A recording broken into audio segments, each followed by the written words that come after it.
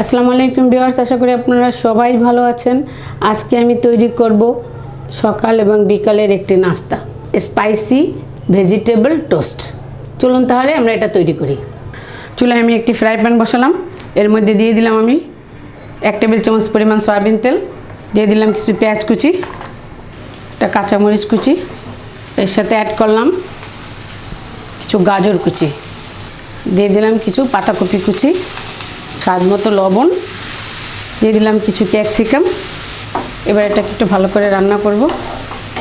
দিয়ে দিলাম কিছু টমেটো।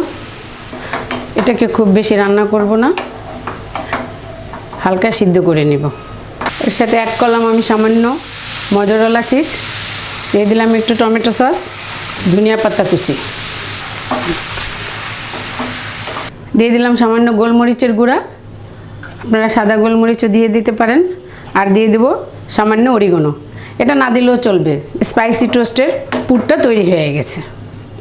এবার আমি এটা ঠান্ডা করতে দেব। চুলে একটি ফ্রাই প্যান দিলাম, এতে আমি দিয়ে দেবো কিছু বাটার। এর মধ্যে আমি দিয়ে দিলাম 2 পিস পাউরুটি। এই পাউরুটি দুটাকে আমি টোস্ট করব, এপিট ওপিট লাল লাল করব। রুটিটা আমি একটু উল্টিয়ে দিলাম।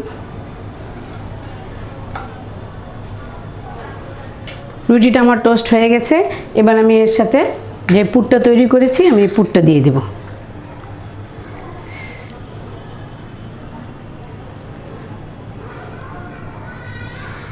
এটা একটা খুবই মজাদার একটা স্পাইসি টোস্ট। এটা আপনাদের খুবই ভালো লাগবে। আপনারা এটা বাসায় ট্রাই করবেন। দেখতে ভালো লাগার জন্য আমি এর সাথে কয়েকটা অলিভ দিয়ে দিলাম, দিয়ে দিলাম একটি ধনিয়া পাতা। আমার রেসিপিটি যদি আপনাদের ভালো লেগে থাকে তাহলে আমার জন্য দোয়া করবেন। আল্লাহ হাফেজ।